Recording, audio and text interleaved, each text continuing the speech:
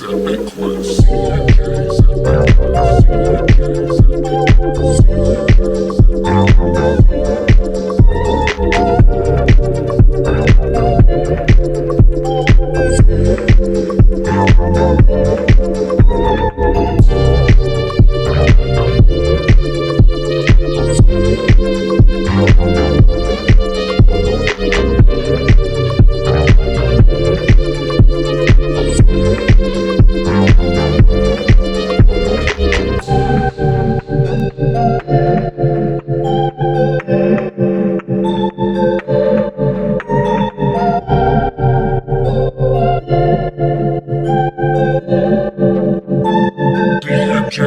Epic Quest. CMJ's Epic Quest. CMJ's Epic Quest.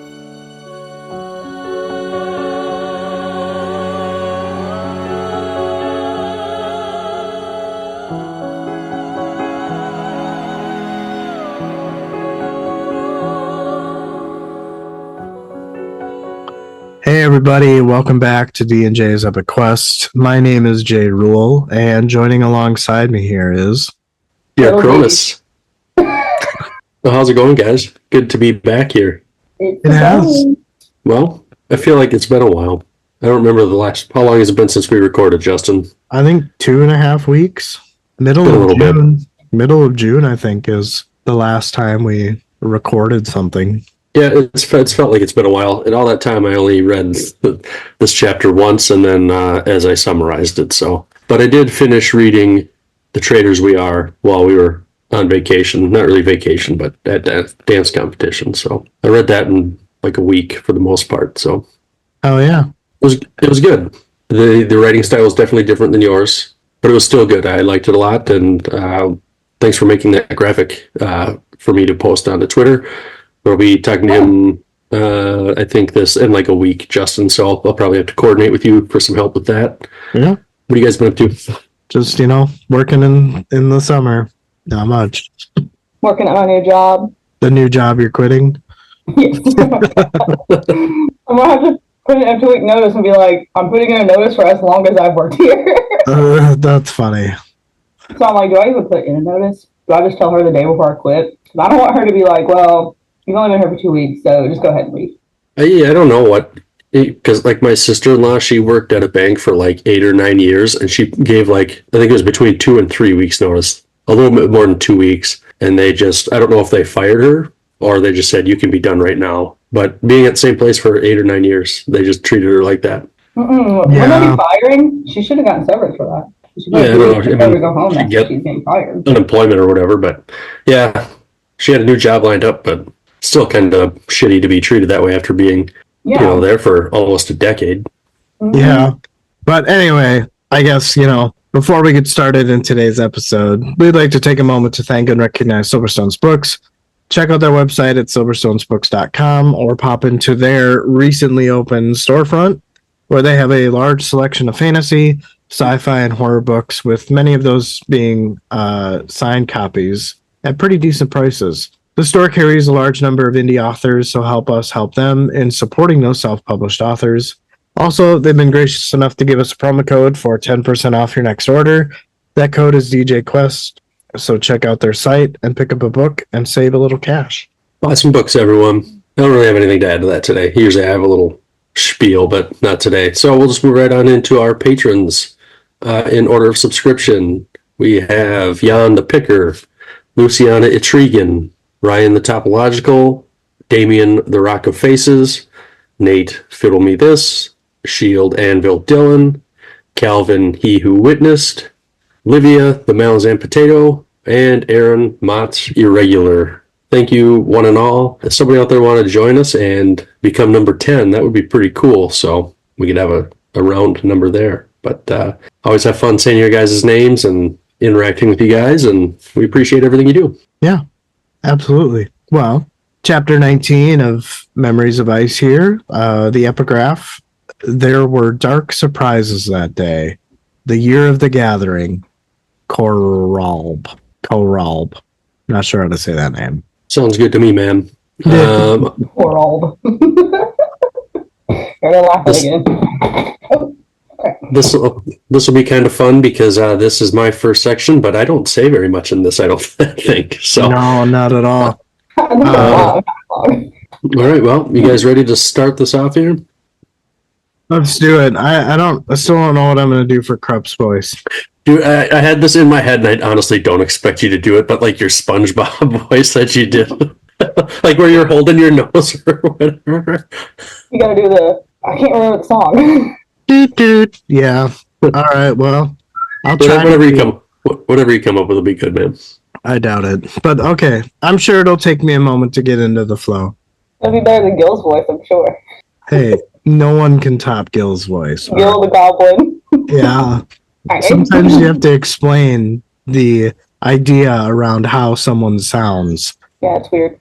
It's weird hearing whenever I had the audiobook for my book, because you get these voices in your head, and then whenever you hear other people doing them, like you guys or the narrator, it's like, it is not what they sound like. It's just weird. We tried.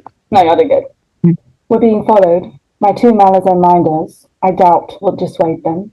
Clearly, our preternaturally unseen departure from the camp was less than perfect in its sorcerous efficacy. More witnesses then to a forthcoming fell event. Are you shy of audience, lass? Dreadful flaw, if so. No, Croup, I am not. Shall we await them?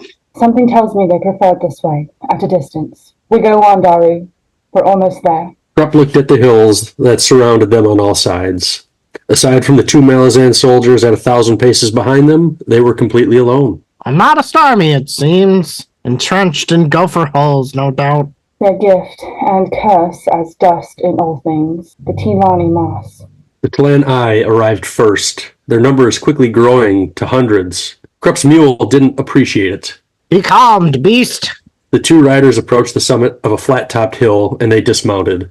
The Eye now numbered in the thousands, looking now ghostly with the dust suspended in the air. The two trailing Marines had arrived. One said it was going to be a hot day. The other replied that it would be plenty hot and a good day to miss a fight. The first said they didn't want to fight the Tenascalri anyways. A starving army that looked like walking skeletons. A pathetic sight. Krupp said that would have been an interesting sight. If you would all take position behind me, thank you. No, a little further back. Say 5 paces at the least. That'll do. I prefer no interruptions, if you please, in what follows. Krupp's gaze fell past Silver Fox and the Marines, where a figure took form from the dust. The dust took shape as ranks of warriors formed. In only a moment, the plains that surrounded them had disappeared, replaced with tens of thousands of Talanimus, all looking at Silver Fox. The weight of their gaze was heavy. Silver Fox turned to face the Imus and faced silence. Krupp thought to himself, Despair. Or perhaps after the seeming eternity, only its ashes. There is all about us ancient knowledge that cannot be denied. Yet Krupp wonders, are there memories, true memories, of enlivened flesh in the wind's caress, of the laughter of children, memories of love, when frozen between life and death, the glacial in between? What can exist of mortal feeling? Not even an echo, only memories of ice. Of ice, no more than that. Gods below, such sorrow. Figures approached Silver Fox. He noticed one in particular, a bone caster. It was Pran Cole. His heart broke at what he had become. He addressed Silver Fox. We are come to the second gathering. You have come in answer of my summons. What you are was created long ago, guided by the hand of an elder god. Yet, at its heart, I miss.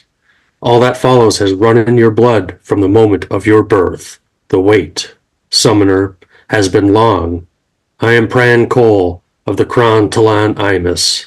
I stood with Kroll to attend your birth. You are my father, then, Pran Cole. If so, this reunion has come too late for both of us. Krupp was filled with despair. He thought this was an old anger that had been held back for a long time. Nasty words to start the second gathering. Where you then went, daughter, I could not follow. True. After all, you had a vow awaiting you. A ritual? The ritual? The one that turned your hearts to ash? All for a war? But that is what war is all about, isn't it? Leaving home. Your loved ones. Indeed, the very capacity of love itself. You chose to abandon it all.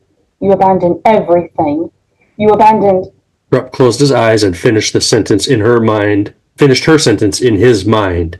Me, he thought. Summoner, what would you have us do? We will get to that soon enough. Another bonecaster stepped forward and said all the bonecasters of the Kron were before her. And unlike Pran, they really didn't care if she was angry. They played no role in her birth or creation. But she misunderstands, as Pran Cole cannot be considered her father. He is only there to take the brunt of her rage. If she needs a father to direct her anger, she would have to wait, as he was not here. The blood left Silver Fox's face. She wasn't prepared for such a reply. Not among you. Your souls were forged in the Warren of Talan, yet not in the distant past. The past in which Pran Cole lived, not at first, at any rate. Summoner, the unveiled Warren of which I speak belonged to the first sword, Onos Tulin, now clanless. He walks alone, and the solitude has twisted his power of Talan. Twisted? How? By what he seeks, by what lies at the heart of his desires. And what does he seek? Summoner, you will discover that soon enough, for Onos Tulin has heard your call to the second gathering. He will, alas, be rather late. Silver Fox looked back at Pran Cole. Another bonecaster introduced himself and said they hunt Logros Imass renegades, their own kin who broke from the vow. Crimes had been committed and they needed to be answered for. Another Imass spoke up, saying, as she approached this place, Silver Fox commanded her dreams. Silver Fox acknowledged this, but said she didn't know who she was. The Imass continued, saying she was sent to find the remaining armies from the first gathering, the Iphael, the Kurlum, the Bentract, and the Orshan. Silver Fox asked if they were found. It was believed the Bentract were on Jakaruku, trapped within the Warren of Chaos. She had searched for the three other clans, but found no trace, so assumed they must no longer exist. This shook Silver Fox. So many lost. Ola Ethel, what inspired the Logros to dispatch you to find the remaining armies? Olar said the First Throne had found a worthy occupant and was commanded by that occupant. An occupant? Who? A mortal known then as Kellenved, Emperor of Malaz. Of course. But he no longer occupies it, does he? He no longer occupies it, Summoner, yet he has not yielded it. What does that mean? Because the Emperor didn't die, did he? Kellenved did not die. He ascended and has taken the throne of Shadow. Had he died in truth, the First Throne would be occupied once more. He has not, so it is not. We are at an impasse. And when this event occurred, the result was your ceasing to serve the Malazan Empire, leaving Lysine to manage on her own for the first crucial years of her rule. They were uncertain times, Summoner. Logros Talanimus was divided unto itself.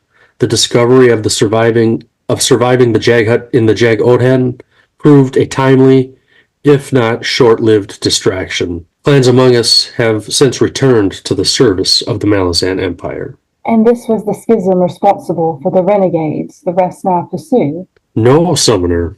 The renegades have found another path, which as yet remains hidden from us. They have, on occasion, employed the Warren of Chaos in their flight. Chaos. I wonder to whom these renegade Talani masks now kneel. No, muse on it not. Still a distant threat, Krupp suspects. All in its own time. What soul-taken shape do you assume, Ola Ethel? When I veer, I am as an undead twin to Tiam, who spawned all dragons. Nothing more was said. The thousands of Imus stood silent and still. A few moments later, Krupp spoke up. It appears, lass, that they await your command, whatever the command that might be. A reasonable result. Please, no advice. This is my gathering, Krupp. Leave it to me. Of course, my dear. Humblest apologies. Please do resume your hesitation. Bastard. Pran Cole, please forgive my earlier words. Summoner, it is I who must ask for forgiveness. No, Ogre Lom was right in condemning my anger. I feel as if I have awaited this meeting for 1,000 lifetimes. The expectation, the pressure. 1,000 lifetimes, Silver Fox. Scry more closely than those who stand before you. Thank you.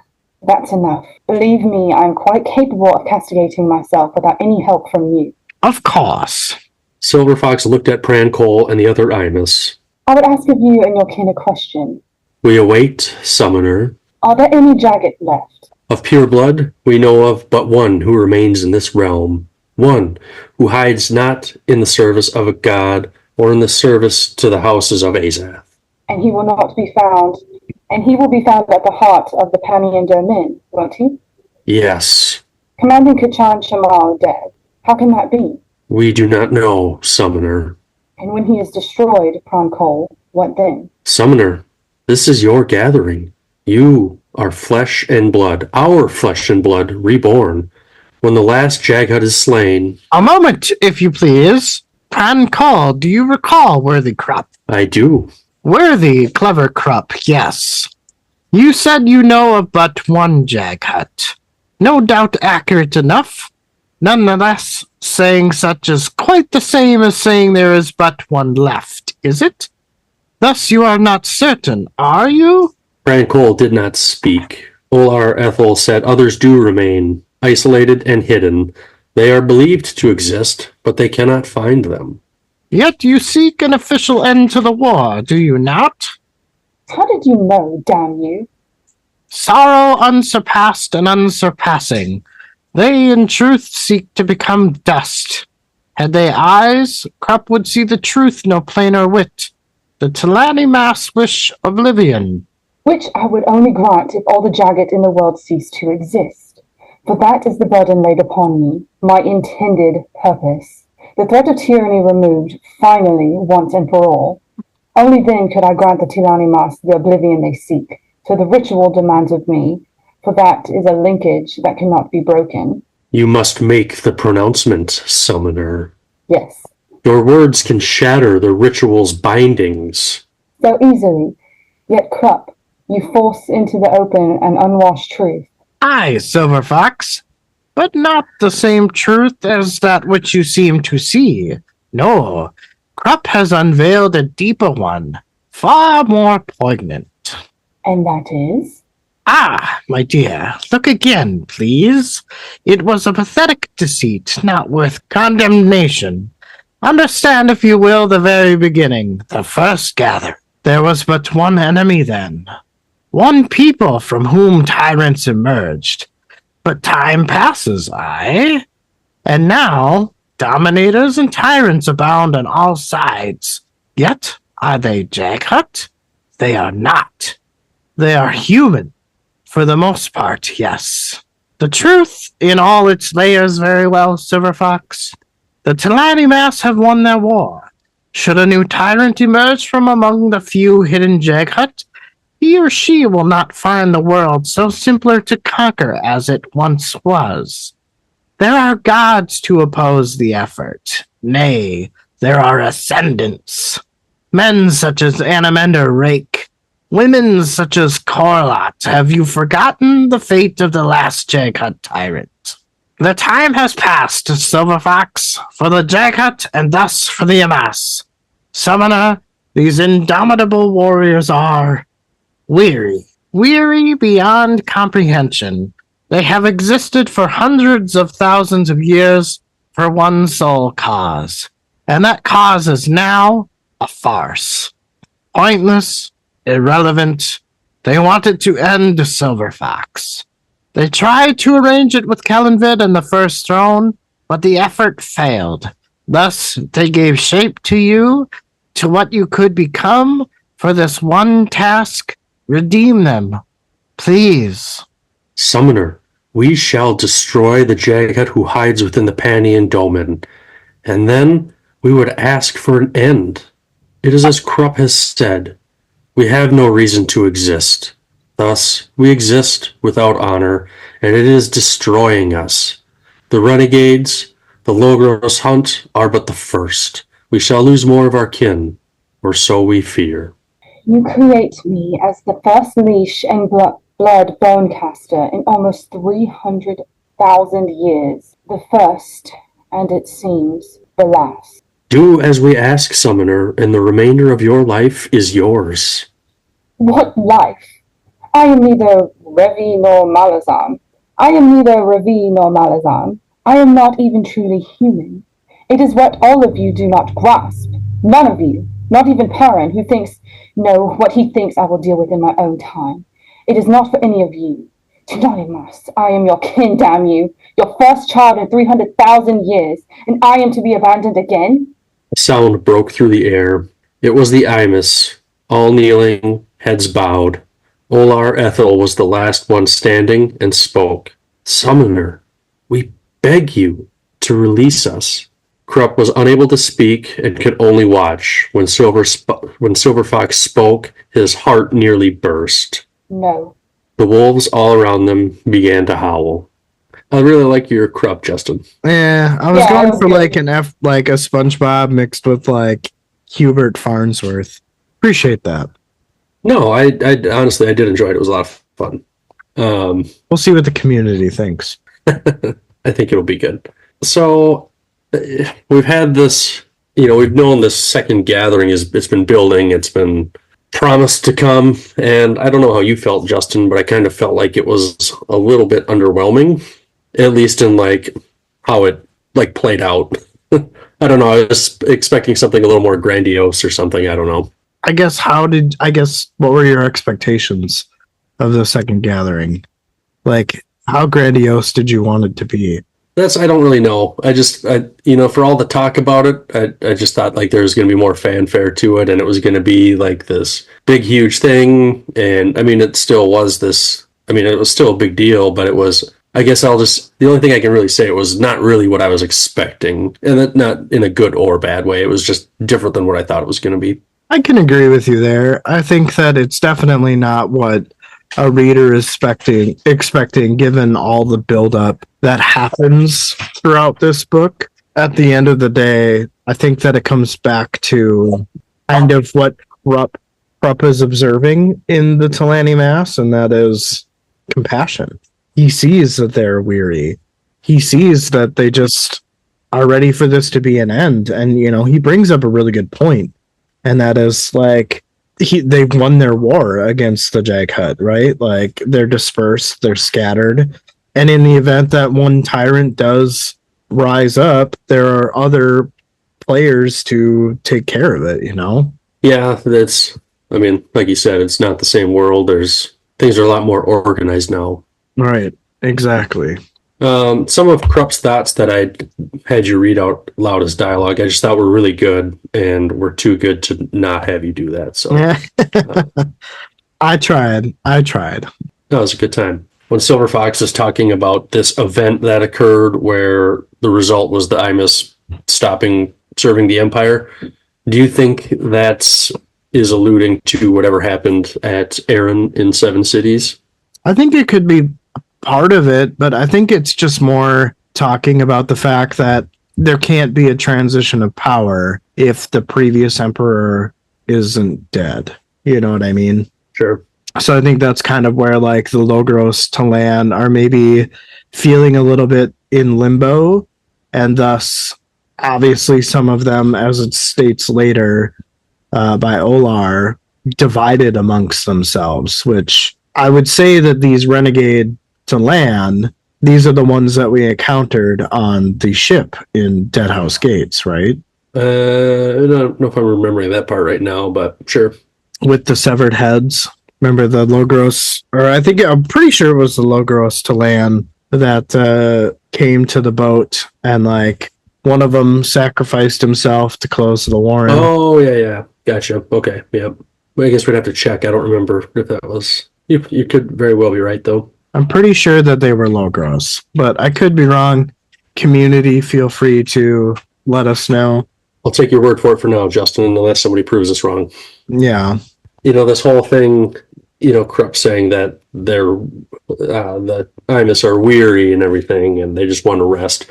It reminds me of where Aragorn in Lord of the Rings, he's got his ghost army. I don't really remember how that goes in the books, but in the movie, he's got this little army that he sends to rescue, and then they do their job, and he lets them go, and they can rest and go into the afterlife. Yeah. I mean, do you remember that conversation a couple chapters ago where Calor is kind of, they like uncover, the bones of the Kachanch Mal, and Silver Fox and Calor kind of give us like a really cool like history lesson, so to speak. I almost kind of feel like Silver Fox kind of empathizes with the Talani mass and has some compassion, but it's almost as if her anger and her fear of abandonment almost supersedes what she felt previously.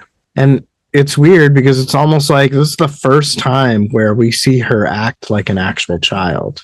I guess I don't know that I thought that she was acting childish. It was just almost cold and like disconnected. And I guess I can see your point with like her being childish though. Like I think she understands that, yeah, they don't really have much of a point to exist anymore, but Right. like you said, she doesn't want to be abandoned either. Right. So, And, Pran Cole just is an unfortunate target for Silver Fox and how she feels in the way that she was birthed, right? yeah. It's kind of inconsequentially the way that she treats her mom. Speaking of no reason to exist, I mean, do you think that's how Tool feels? I don't know that I get the vibe that that's how he feels. I kind of feel like he feels like he has a purpose for now, anyways. I mean, yeah, he definitely has a purpose, and I definitely have a feeling that his purpose has something to do with his sister Kalava murdering her kin, which I'm not exactly sure. I know that we talked about that in previous episodes, but I feel like that something is going to happen there. I guess I'm a little confused by the whole Tool thing being her father, and she was born using his Warren or something like that. I'm not quite sure I understand that, and I'm sure that more will come because it does kind of seem, based on the foreshadowing here, that he and Silver Fox will eventually meet up and more than likely have a conversation. But yeah, I was a little confused by that. Yeah, I agree. Well, read and find out. We'll have to wait for HC to get back here, but I'm curious as to what her kind of take on things is. Oh, you are there. What did you think? What did you think of all this? Does it make any sense to you? Confusing, and I have no idea anything that's going on. But I thought Silver Fox didn't really like Krupp. Krupp just has a way of being one of the most intelligent characters, but also the most annoying. She seemed to be pretty annoyed. Yeah. I didn't really know what was going on, but I'm missing a ton of context here, so Yeah. You're really jumping in, and there's just dialogue. 3/4 of the way through the third book. Or anything. I couldn't tell if I was talking to a summoned being, really, or if it was someone that was actually standing in front of her, or if it was some spirit. I really didn't even know what I was talking. They're basically just like undead, like skeletal warriors, if you want to That's think. how I thought. But they were people at one point. 300,000 years ago, I guess. Yes.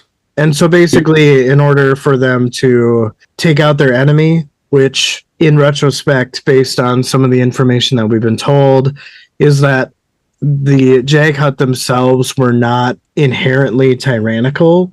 It was purely just a few that ended up being tyrannical. And so, like, they enslaved the Amass, they did horrible, unspeakable things to them. So in their pursuit of like vengeance, they essentially made themselves immortal via the first gathering where they performed the ritual.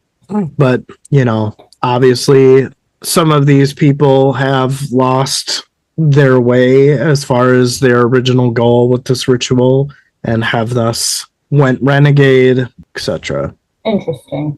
Yeah. It's actually pretty simple, so I'm surprised you didn't pick up on it. I mean, I got some of that from this glorious overview that you've blessed us to recite. Yeah, or I can't even type everything the way I meant to. Okay, so who am I in this next section? Am I Corlett? No. I don't know if we're quite wrapped up with this section. are we? I think I went through all my bullet points, but there Oh, definitely could still be stuff to talk about there. So if you got anything, yeah. I think that for this chapter specifically, this first section and the last section are my favorites. Everything in the middle just kind of felt like weird to me, like just I don't know, filler for lack of a better word. And not that it wasn't interesting or that I didn't like it. It just was not as powerful as the first and the last section. It's so depressing. It's so sad to see. Like, I empathize with the Talani Mass. I 100% don't agree with Silver Fox here. I think that this is all just part of Fool's grand scheme to help him take care of the Panian Seer, because who better than to hunt down Jaghut than the Mass? I think they're still going to have a purpose. So maybe she could have been like nicer. She could have been nicer about how she said things and not been, cranky. But I think they're gonna play a role still. Well, right. And I mean, I'm not trying to say that Silver Fox doesn't have any ground to be angry. Like, I would be very upset as well, but I think that given the situation, I think the Amass deserve freedom.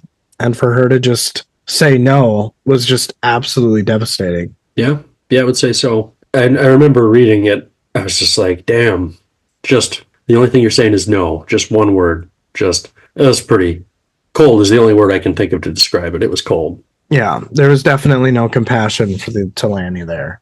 No. So, but yeah, that's all I was going to say. I think that while I think that there's more details in the section, I guess, while I understood it, I still feel like there's a lot that I don't quite understand. Yeah, I'm sure we'll get some more information for it too. But yeah, I think your first section here is probably my favorite.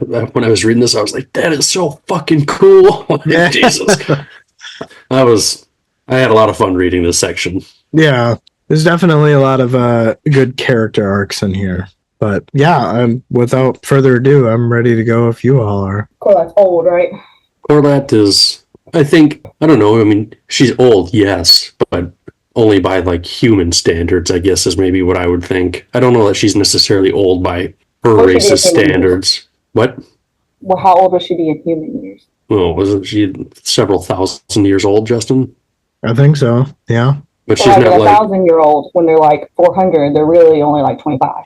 Right. Yeah. I guess. Yeah, she's not like decrepit and like feeble or anything. One assumes a lack of complexity in people whose lives are so short. That's meant to be an apology. You'll have to do better than that, Corlat. Then again, from you, woman, even a grunt will do. Oh, and how am I to take it? Try the way it was meant, lass. I've not enjoyed the last few days much, and I'd rather we were as before. So I will take what I can get. There. Simple as I can make it. Thank you. It seems I am the one needing to keep things simple. To that, I will keep my lips sealed. You are a wise man. On the plain before them swarmed the army of the Tenascauri, with Annister in front. There were a dozen or so women behind him, and they had an aura of madness and horror about them. Women of the Dead Sea, presumably. There are sorceress power there.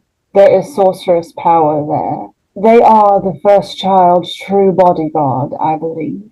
Where's Animander Rake? The mob could charge at any moment. They will not. Those witches sense my lord's nearness. They are made uneasy, and cry out caution to their chosen child. Whiskey Jack asked if Annister would listen. Corlat began to give her response when suddenly the swarm of Tenascauri charged. A wave of sorcery from the women of the Dead Seed assaulted Whiskey Jack and his front lines.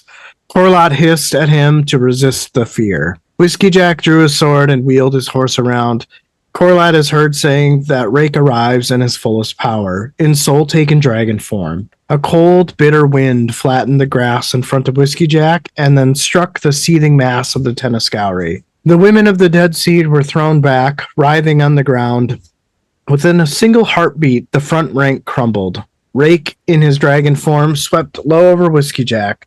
The front lines of the Tenascauri, all save Annister, collapsed and fell back. Rake swoops and grabs Annister, and as he angles upwards to fly away, he then flings him aside as Corlott cries out that Annister is like a poison to Rake. Annister tumbled through the air like a tattered doll. He plunged into the mob of Tenascowry and was lost to sight. Correcting himself, Rake swoops back and breathes Corald Ghislaine at the Tenascowry, dissolving a huge swath of the mass, cutting it in two. When he wheels for another pass, the Tenascowry scatter and run away. Whiskey Jack observes Rake turn his head and focus on a group on the plain about to collect themselves. Rake lands and assembles before the women of the Dead Seed and unsheaths his sword. Whiskey Jack watched as Rake severed the head of the first woman. Rake walked to the next woman. Whiskey Jack said to Corlott that this wasn't right. Ignoring Corlott's plea, he sprung his horse forward. Another was slain, and a third fell before he got in Rake's path. Rake was forced to stop his next swing. He tells Rake to stop, and Rake says that he is doing what was a mercy. Whiskey Jack replies it is a judgment and a sentence, referring to his sword, Dragnapur. Rake accepts it, but tells Whiskey Jack he must kill them, then, for they are regaining their powers. He refuses at first, telling Rake that he is no executioner, but Rake made it clear that he'll do it otherwise. After hearing this, Whiskey Jack kicks his horse into motion and begins to kill the 7 remaining women. When he is done, he looks up to see his army watching and thinks to himself, to have witnessed this, now he was indeed damned. From this, no return. No matter what the words of explanation, of justification, no matter the crimes committed by his victims, he has slain. Not soldiers, not armed opponents, but creatures assailed by madness, stunned, senseless, uncomprehending. He turned to look at Rake, and Rake returned his look. He thought to himself about Rake taking on a similar burden as the one he just partook in. Once taken long ago, the price for the sword on his back. Rake tells Whiskey Jack that he should have let him continue doing it, and that he would have, but did not want to fight Whiskey Jack. And so, he caused Whiskey Jack pain by trying to spare him. Whiskey Jack realizes and apologizes to Rake for giving him no choice, and explains now that they have something new to share. Rake says that Corlott's kin have captured Annister, and asks Whiskey Jack if he would like to join them in attending to the first child. Whiskey Jack thinks now they have the luxury of time to use military justice, the rigid structure that so easily absolves personal responsibility. As they head off, Whiskey Jack ponders what is now his biggest regret and thinks to himself that Rake had asked me to step aside and called it a mercy. I understood him. A mercy not to the woman of the Dead Seed, but to me. He saw only your brutality, and that hurt you. Better for us both had you cross blades with me. I am not worth such friends. Old man, make this your last war. Yay. One of the first things that kind of, caught me off guard, or not really caught me off guard, but I thought was interesting, is that the women of the Dead Seed assaulted Whiskey Jack and his front lines. And then Corlott tells him to resist the fear. Is this sorcery based on fear? I'm wondering if that's maybe a hint to something. I know that there's a million types of sorceries, but I don't think we've heard of anything that uses fear. I don't know. I thought they were just trying to create a panic so that they would be easier to fight. Maybe. That very well could be the case, but I don't know. I guess that's just kind of where my head went at first. Yeah, I don't remember hearing anything. I don't think we've had anything like that either, but we don't really know much about the Tenascowry. Right, or really a lot of the details behind it. I mean, we have bits and pieces, but not everything. Right. I thought it was funny. There were two interesting moments in here. At the beginning where he's just like, you'll have to do better than that as an apology. And then he's like, well, then again, even a grunt will do. He's referring to sex. And I just thought that was funny. A grunt during sex would be enough of an apology for him. I guess I didn't pick up on that. It's just so subtle and dry, but it's definitely what he meant. I'm not going to argue with you on that. Yeah. Fair. I didn't interpret it that way, but I wasn't looking for it either. Yeah, well, you know me. The other thing that I thought was funny was just the image of Annister tumbling through the air like a tattered doll. And I just thought that was a funny image to think about.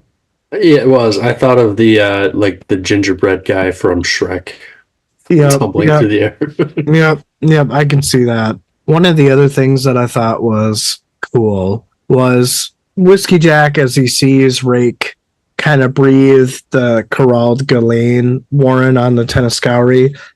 It kind of gives him a flashback to what he saw before back in Pale. But he said or thought to himself that this time it was more tightly controlled.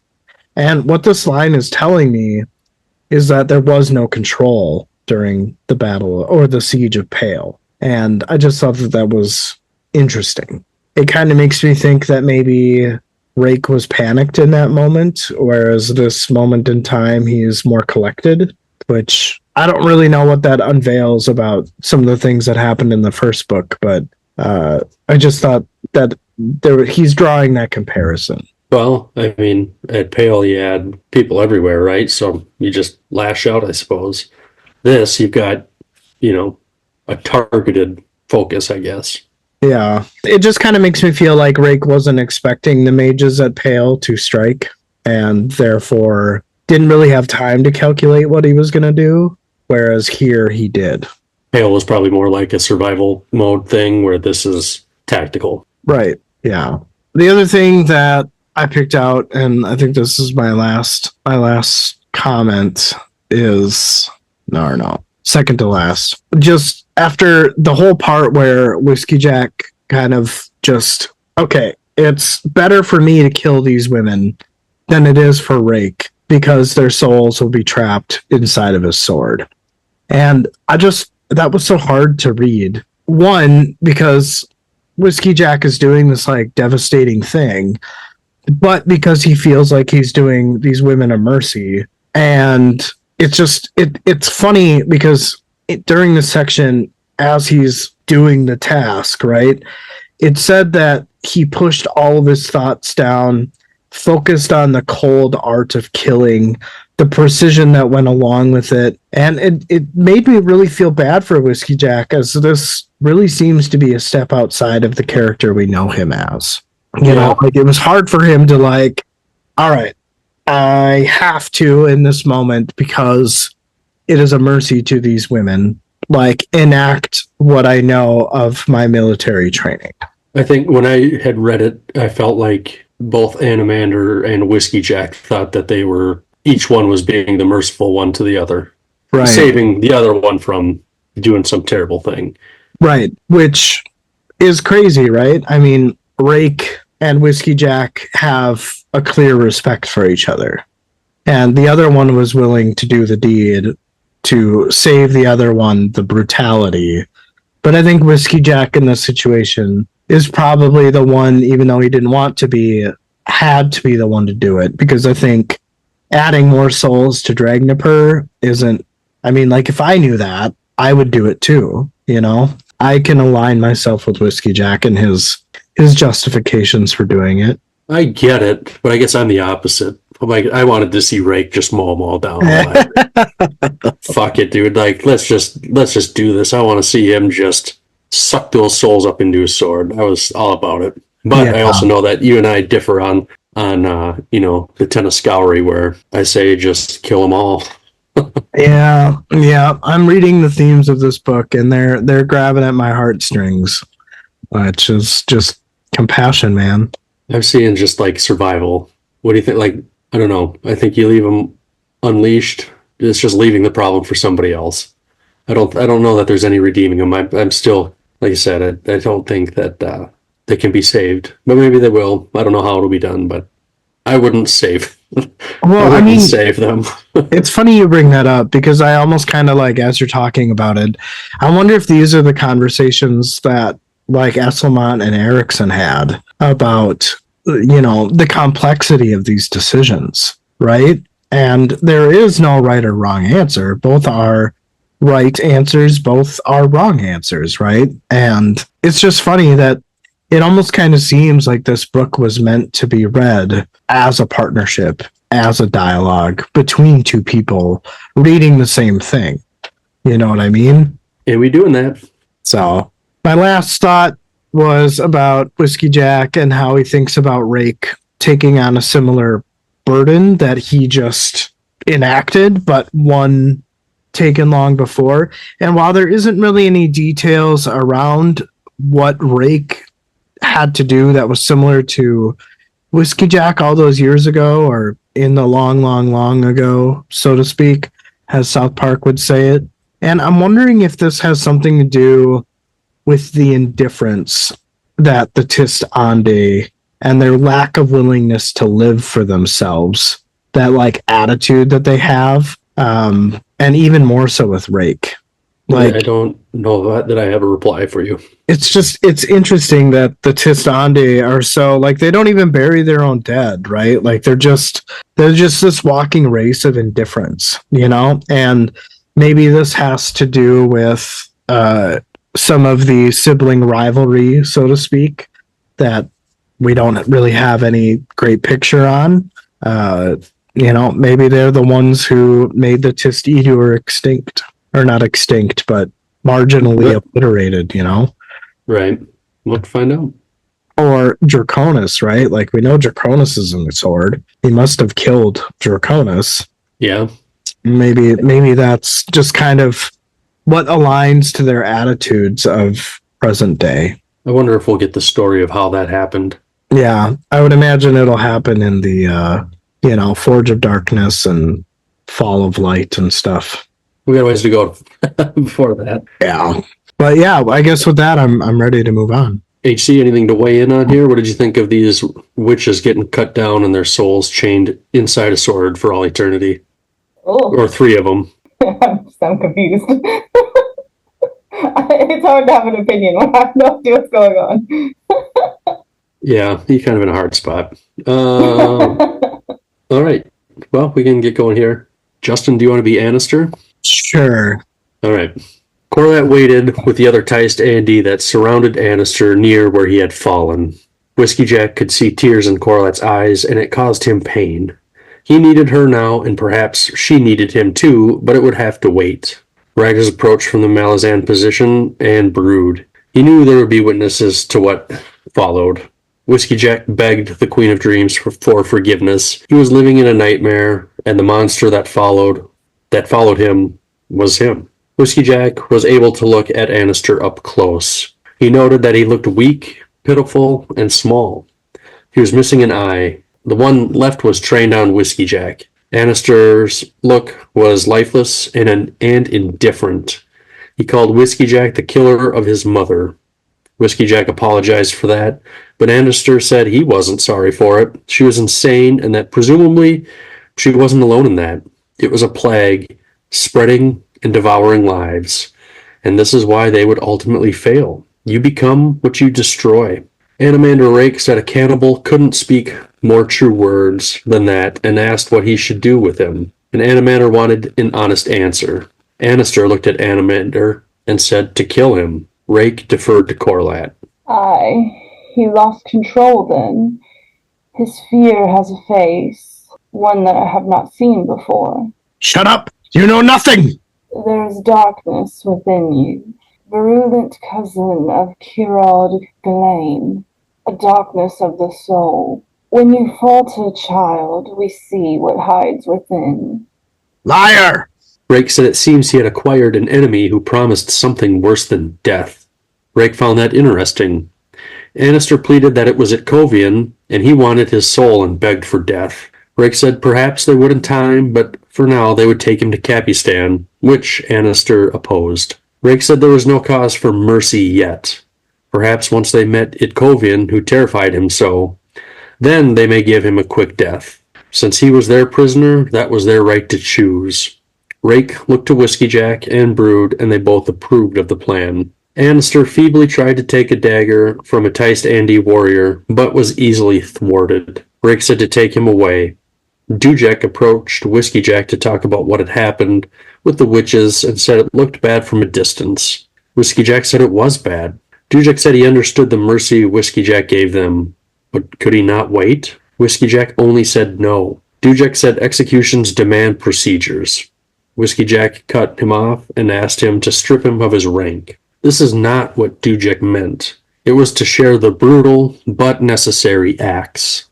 Whiskey Jack continued, saying, to ease the personal burden, and he knew Rake could have handled a few more souls within his legendary sword, but he had lessened Rake's personal cost in the situation, even though Rake asked him not to do it. He did.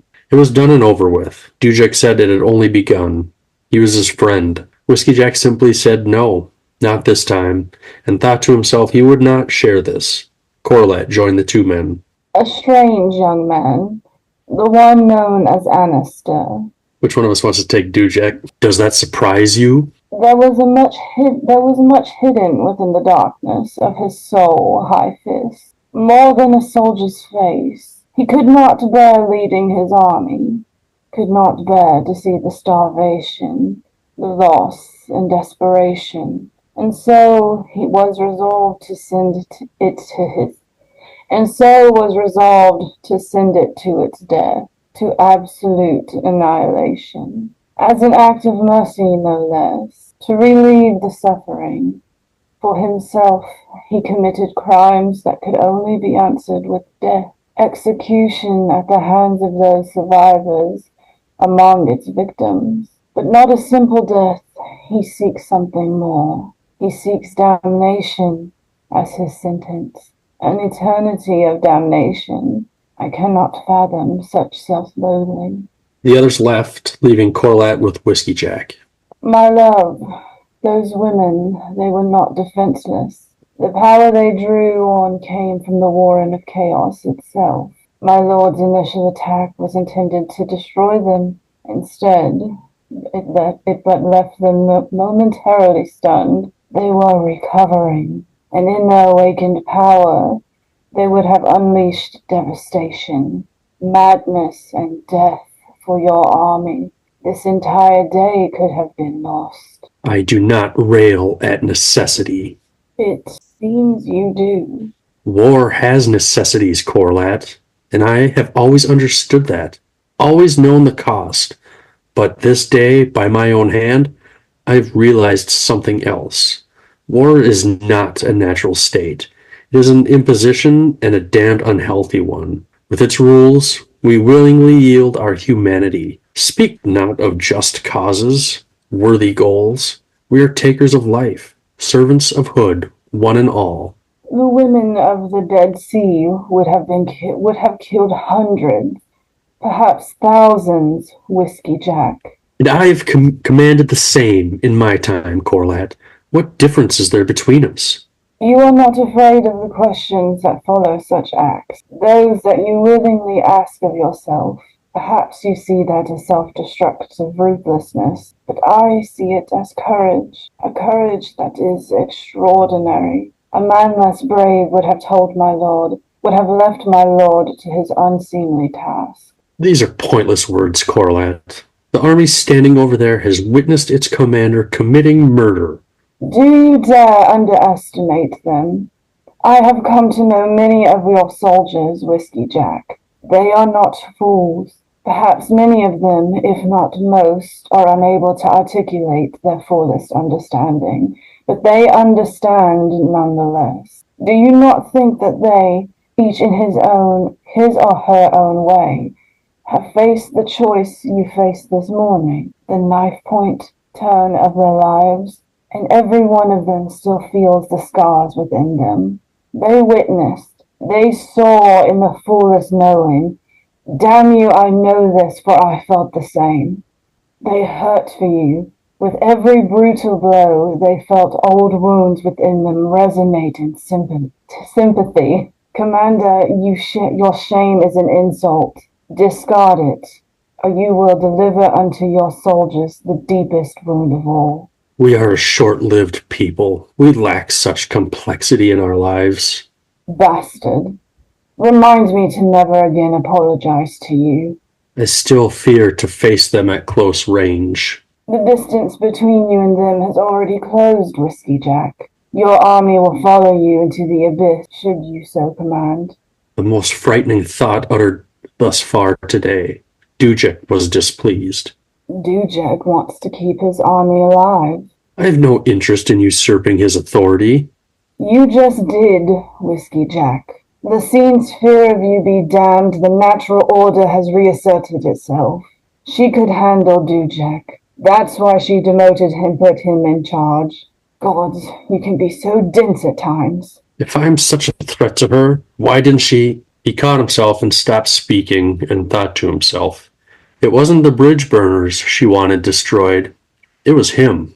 Guard your trust, my love. It may be that your belief in honor is being used against you. Whiskey Jack went cold. Hood's balls on an anvil. Did I sound too old? No. No, I it's think good. that sounded fine, yeah.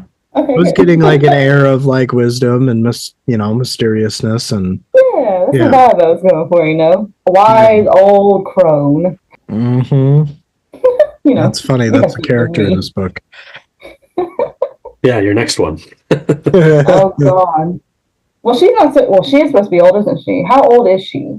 Like the next one I'm doing, because I know she's in her 20s, but like, how old is she? Ooh, Envy or the Mybe? Might be. She's young in mind, but old in body. Yeah, so I need to do like an old lady's voice again. Yes, she probably has an old lady voice. Dang, I should save that for her then. All right, gotta redo it all. I guess what do you got for us, Derek? Yeah, so he's seeks damnation as a sentence. Yeah, I don't know. I'm wondering, like, if he wants to die. It sounds like he doesn't want anything good really remembered of him. And so do you think that's like Itkovian's release or blessing or whatever you want to call it, like, so that won't work? I think so. I think that like he's trying to, yes. Yeah. I think he's trying to kill himself so that he doesn't have to face Itkovian. And kind of go through like a similar thing that the priest did. Right. I don't know if Annister would go through like a Reeve or a Revy or whatever you want to call it. I just think that Itkovian is supposed to be like Annister's grief. Like he's cold to all of the grief that he's caused. And so therefore, when he faces Itkovian, he will have to face everything that he's done. And he's avoiding it. He wants the easy way out. Right. Exactly. Yeah. He's a coward. I hope he gets to suffer a little bit. Yeah, me too. I will agree with you on that one. Whiskey Jack says, well, Corlat tells him that the witches, the women of the Dead Seed, they would have given the chance, they would have done a lot of damage, right? And Whiskey Jack says, I've commanded the same thing.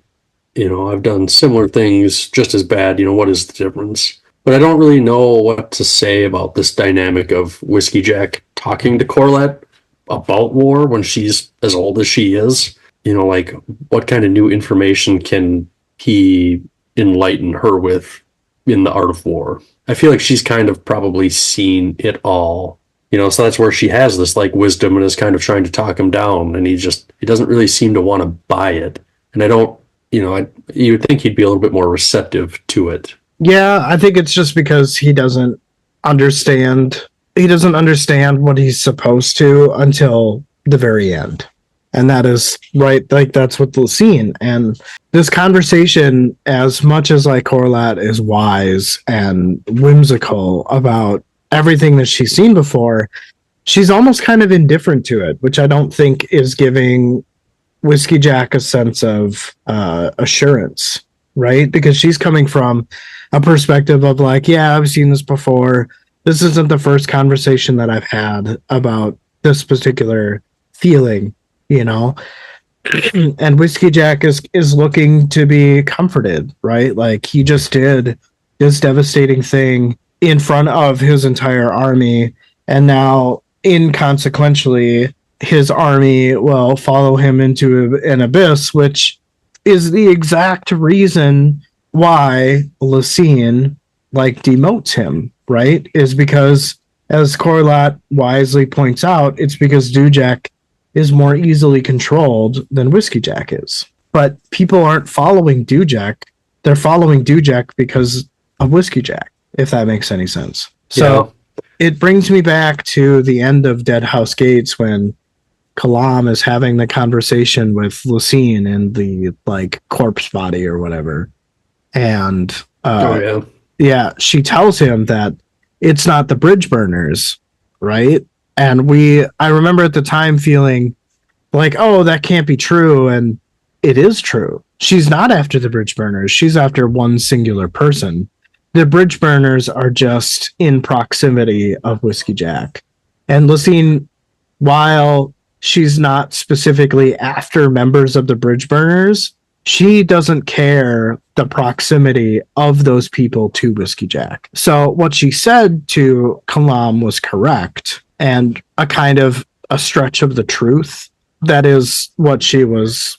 I mean, she essentially made Kalam feel assured that it's not the bridge burners, but in proximity it kind of is. Just to get at Whiskey Jack. Yeah, exactly. I think that is why Whiskey Jack is so stubborn at first, especially with Corlat, is because he hasn't made the connection until the end of the section. I think he's being hard on himself. Yeah. Kind of unjustly. Like, I think about, like, obviously, again, I've never served any military time, but I think about people that have, and you've got your chain of command, you've got your ranks, and, I try to put myself in the shoes of if I saw my captain or whatever leader, if I saw him kill some people that were going to try to kill us, like, I wouldn't feel bad about it. I would be like, yeah, he's not afraid to get his hands dirty. Right. He's doing what's got to be done. And I suppose, like, yeah, like to Corlat's point, that would instill some trust in that person where I would be like, yeah, I know this person's got my back. I'd follow him wherever because I know I'm going to be okay. So and obviously he doesn't see it that way. He's like, I don't know why. I don't really understand yet why he thinks that these were like harmless women or something. Like, yeah, they were like just minutes ago trying to kill you. I don't know. He's just being too critical of himself, I think. Well, right, but he also has compassion for the Tenascalri. So yeah, true, and I don't. I think they should all just fucking die. So right. I mean, from what I remember a couple of chapters ago when Brood and Whiskey Jack were having the conversation specifically about the Tenascalri, the Whiskey Jack and Dujak, they just want to kind of leave them to do their own thing and almost kind of create a democracy with them, and then kind of let them do their own thing. Whereas Brood and Rake, well, not really Rake, but Brood and Calor and Corlat, they kind of want to liberate them. They want to free them and get them back up and running to be, I guess you can say, normal people, right? I don't think they're ever going to be normal people, man. Probably No not. way. Probably No not. way. But it's just, they both have good intentions, but they're just coming at it from different angles. Fair. Yeah. But yeah, those were the only thoughts that I had on that section. Yeah, I don't think I really got anything else to add here. All right. Well, let's move on. So you're going to be Murillo? Yeah, I'll be Murillo. And I'll be Call? Yeah. Do I have any dialogue in this part? You do not. Sorry. Unless you want to be Call. Yeah, unless you want to be one of these two. Nope. All right. All made his way down a gentle slope towards the Mybee's wagon. Members of the Trigali Trade Guild were playing bones on a tarp nearby.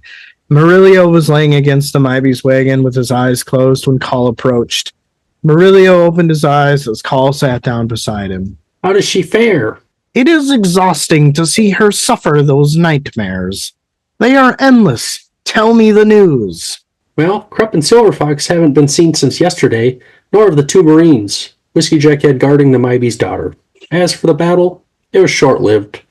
Rake assumed his soul-taken form, a single pass dispersed the Tenascalri, Annister was captured, and the mage's services were executed.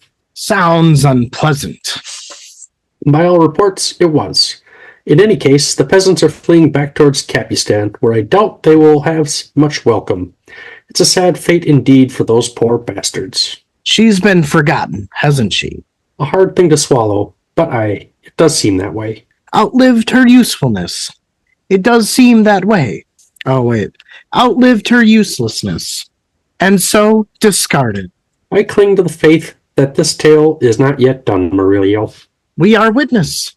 Here to oversee the descent. Naught else, Call. Krupp's assurances are but wind. And you and I, we are prisoners of this unwelcome circumstance, as much as she is, as much as that addled rivy woman who comes by to comb her hair. What do you suggest we do? What all prisoners do sooner or later. Try to escape? Aye. And how do you propose that? Would you just leave her? Alone? Unintended? Of course not. No. We take her with us. Where? I don't know. Anywhere. So long as it's away. And how far will she need to go to escape these nightmares? We only need to find someone willing to help her, Call. Someone who does not judge a life by expedience and potential usefulness. This is an empty plan, Murillo. I know. Whereas in Capistan, By all accounts, it is a little more than rubble. there are survivors, including priests.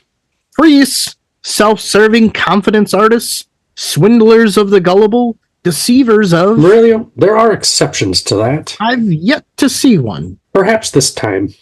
My point is, if we're to escape this with her, we have a better chance of finding help in Capistan than out here in the wasteland. Saltowan? Is a week away or more, longer with this wagon. Besides, the city is Hood's crusted navel incarnate. I wouldn't take Ralik Nam's axe-wielding mother to Saltoan. Ralik Nam? What of him? I wish he were here. Why? So he could kill someone. Anyone. The man's a wonder at simplifying matters. Eh,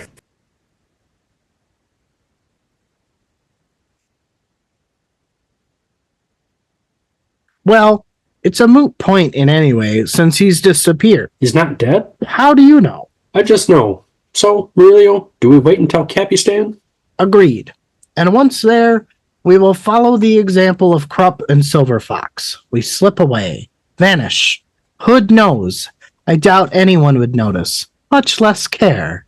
Murillo, if we find someone who can do something for the Mybe, well, it's likely to be expensive. I've been in debt before. As have I. So long as it's understood that this will likely mean our financial ruin, and all that might achieve is a kinder end to her life. A worthwhile exchange, then. Call did not ask for affirmation of his friend's solution. He knew the man too well for that.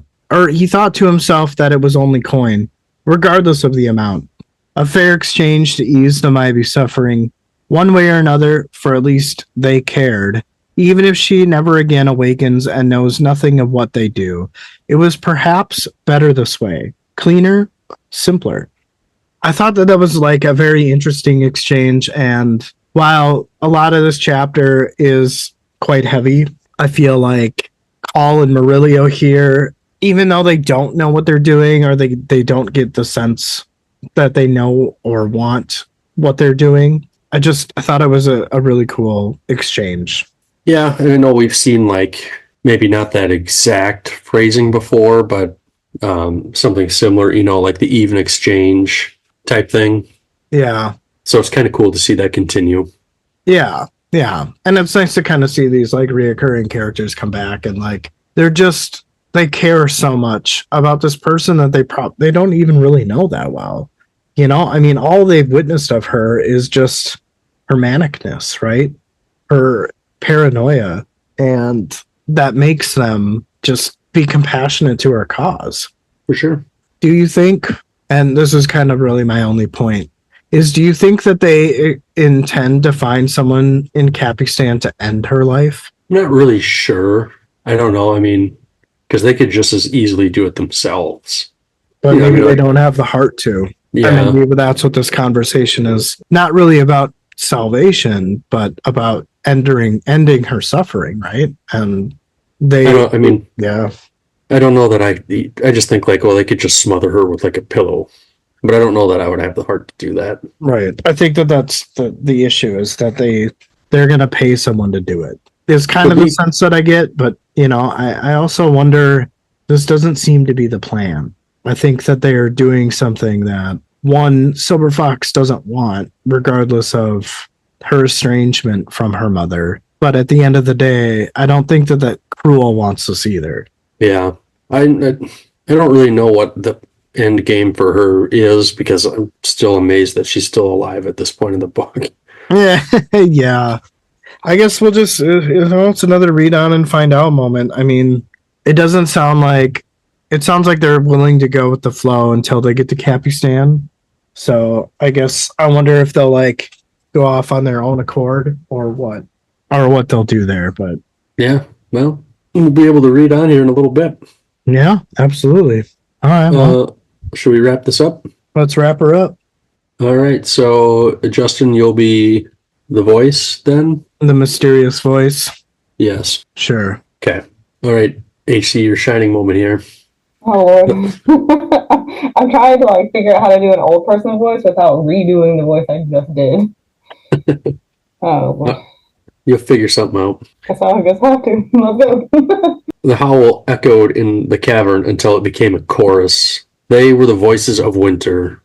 They came from the south, where the tundra could go no further, and the trees grew tall over her head, and she could pass unseen. Her kin answered the howl.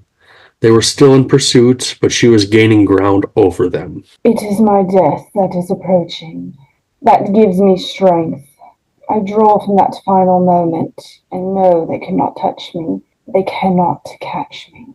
The cavern was ahead of her, though she could not see it, and nothing in the landscape suggested there should be a cave, but the echoing howl was closer. The beast calls to me. A promise of death, I think, for it gives me strength. It is my siren call. Darkness surrounded her, and she knew she had arrived. The cavern was a shaping of a soul lost within itself. She could see nothing, and the howl had grown quiet. When she moved, she knew it was her mind that moved her, leaving her body, seeking the chained beast. Ooh, who comes?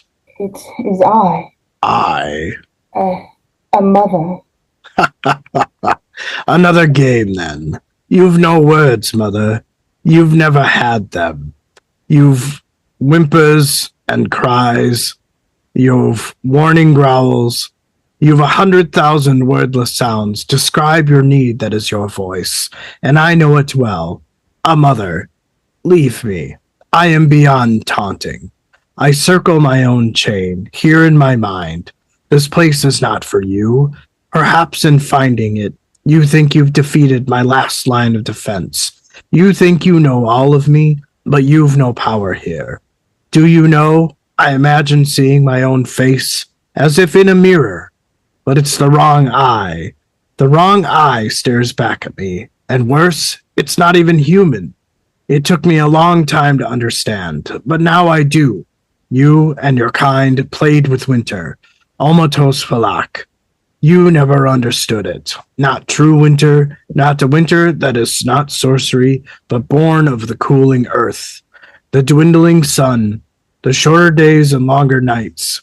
The face I see before me, Seer, it is a winter's face, a wolf's, a god. My child knows wolves. He does indeed. Not he. She. I have a daughter. Confusing the rules defeats the game, Seer. Sloppy. I am not who you think I am. I am an old woman of the ravine, and my daughter wishes to see me dead, but not a simple passage, not for me. No, she sent wolves after me, to rend my soul. They hunt my dreams, but here I have escaped them. I've come here to escape. The Seer has made this my prison, and I know it to be so. You are the lure of madness, of strangers' voices in my head. I defy you. And you known my real mother, you might have succeeded, but your rape of my mind was never incomplete. There is a god here. Seer, crouched before my secrets, fangs bared, not even your dear mother, who holds me so tight, dares challenge him. As for your Almatos Falak, he would have confronted you at the Warren's Gate long ago.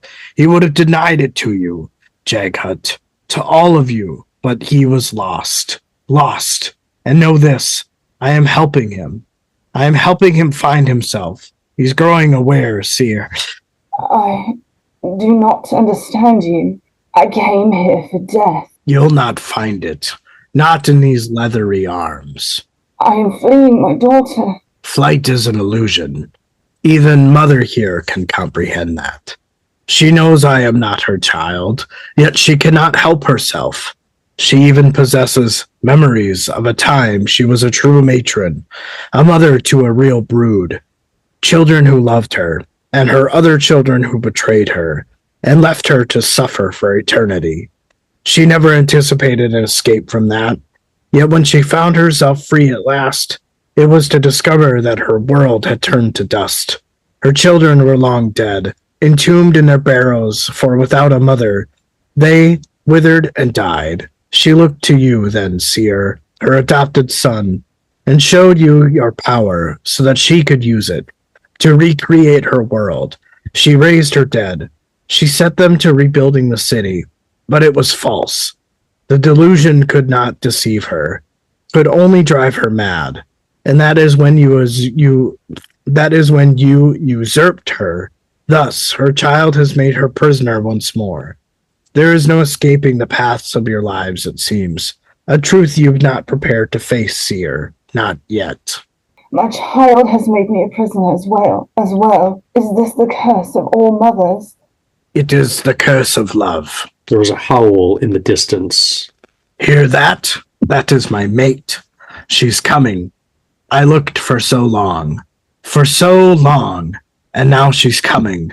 And now I answer. This howl tore through her and she screamed.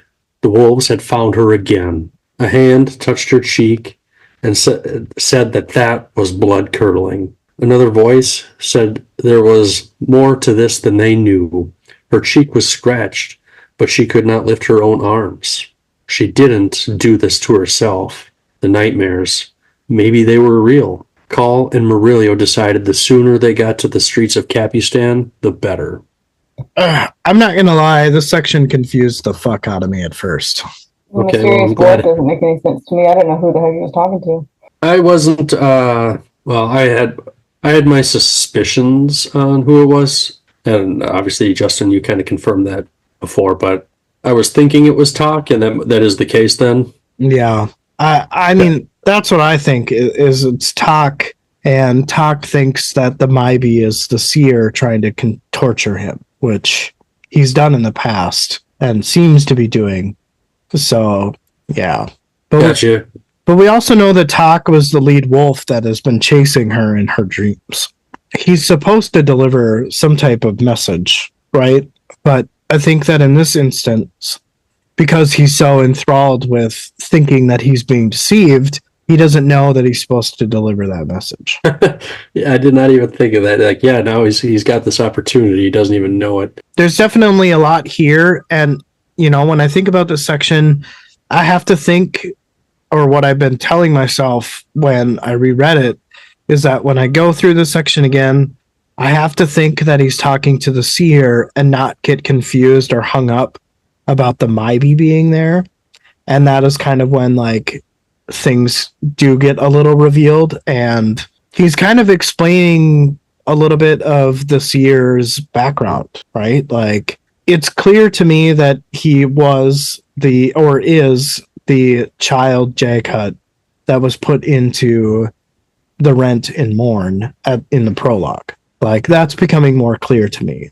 And that instead of using the power he received from the matron to free her, he essentially enslaves her again, so to speak. Run that by me again. So I think that what Tak is trying to explain from what he knows about his current situation is that instead of allowing the matron to fully resurrect like her kind, she's able to do so, but only in a way that is convenient for the Seer and his goals, not necessarily hers.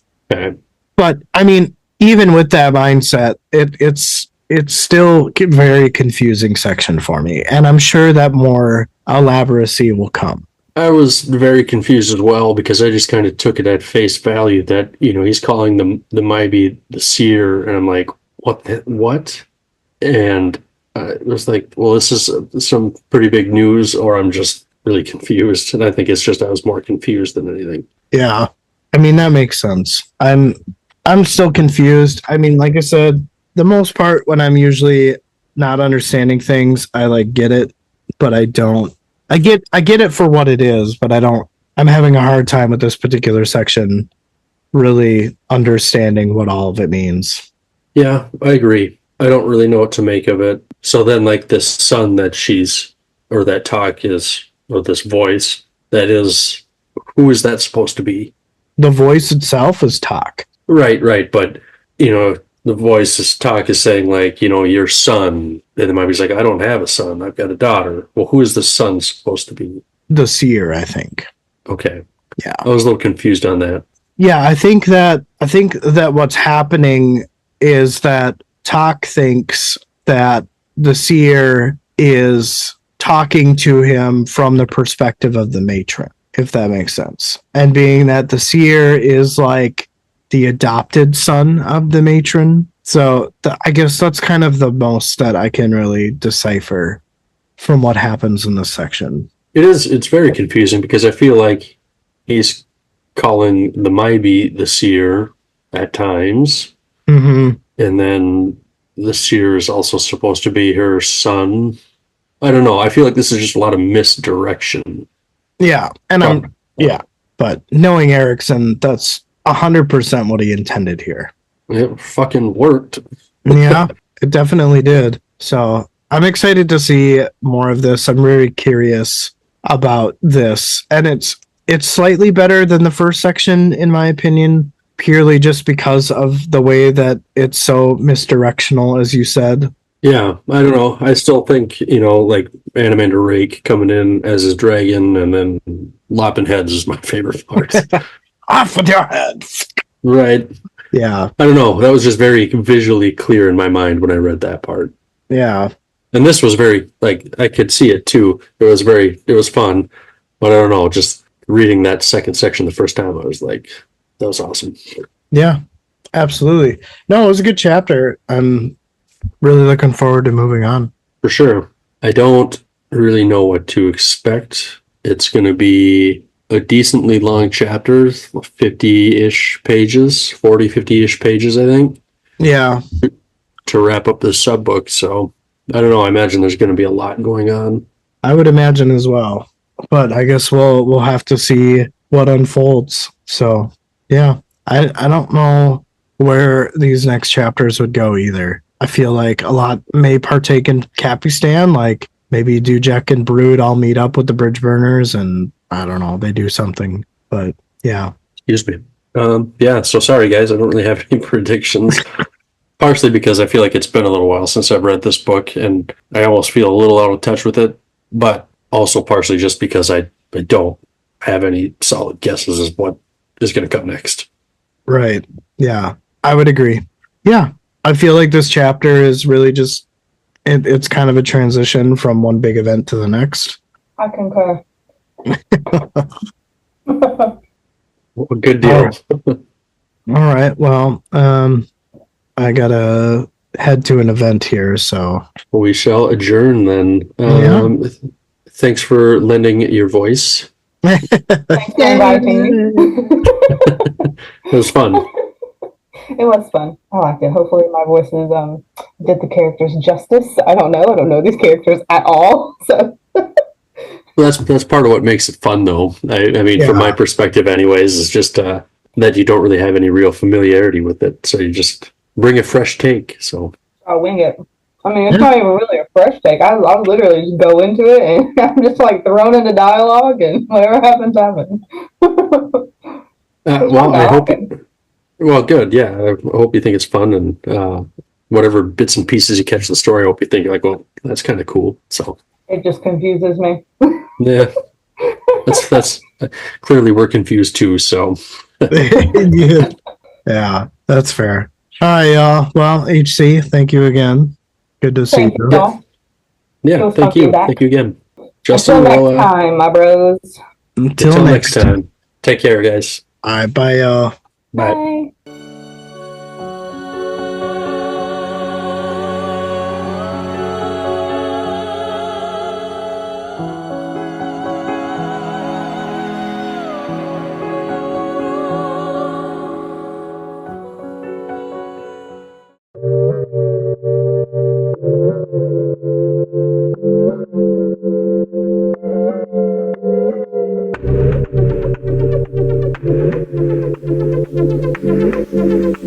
DMJ's Epic Quest. DMJ's Epic Quest.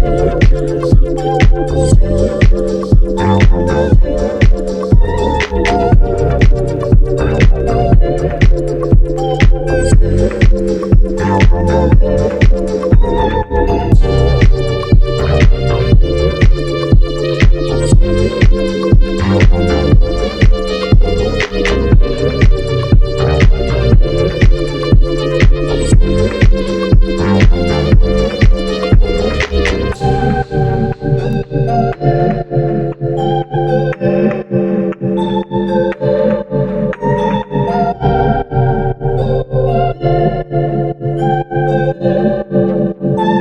DMJ's DMJ's Epic Quest. CMJ's Epic Quest. CMJ's Epic Quest. CMJ's Epic Quest. CMJ's Epic Quest.